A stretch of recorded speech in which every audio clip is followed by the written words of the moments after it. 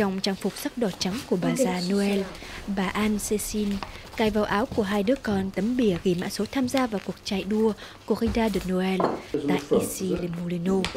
Ça fait quelques années qu'on le fait, oui. Et puis c'est un moment sympathique, on retrouve plein de monde. Oui. Là, on espère retrouver les copains de l'école. Et puis voilà, on va courir tous ensemble. On est prêts? Bah ouais. Alors c'est parti.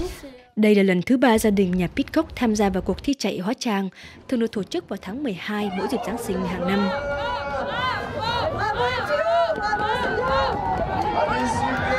Ah bah c'est l'occasion de sortir, ça oblige à sortir un peu malgré le froid. Voilà, ça nous oblige à sortir, aller faire un peu de sport. C'est juste avant Noël. Tout le monde est déguisé en Père Noël, ça permet de se mettre dans l'ambiance, c'est super. Ban tổ chức sự kiện cho biết gần 10.000 người đã tham gia, người lớn hay trẻ nhỏ từ 6 tuổi trở lên, tham gia vào 5 cung đường chạy từ 1,5 km đến 10 km. Bên cạnh các cuộc thi thể thao trước mùa Giáng sinh, năm nay những ai đi các chợ Noel cũng có dịp thử sức với các hoạt động thể thao. Tại làng Noel trước tòa thị chính Paris, người dân thủ đô và du khách có thể tham gia leo núi nhân tạo hoặc ngồi trên các xe trượt tuyết trượt xuống từ một con dốc nhân tạo. C'est vrai que bientôt c'est les Jeux Olympiques, donc ça permet de sensibiliser, et, même pour les Parisiens, ça permet d'avoir une activité aussi sur place et de pouvoir découvrir, voilà, ça peut être l'escalade derrière nous, ou même la luge, pour ceux qui n'ont pas l'occasion d'aller au ski tous les jours. Tại bức tường leo núi nhân tạo, tất cả những ai từ 6 tuổi trở lên và cao trên 1,20 m có thể tham gia và hoàn toàn miễn phí. We just checked different Christmas markets and this was one of them.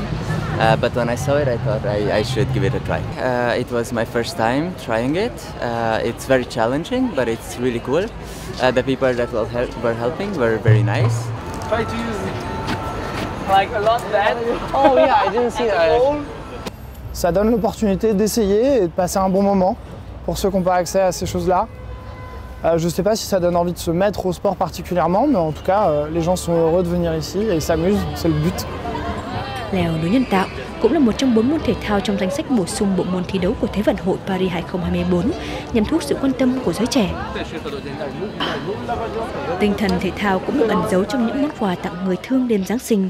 Tạp chí thể thao Soul Food và Just Talk đã tổ chức một buổi bán hàng tạm thời ở Paris trong vòng 4 ngày, từ ngày 14 đến ngày 17 tháng 12.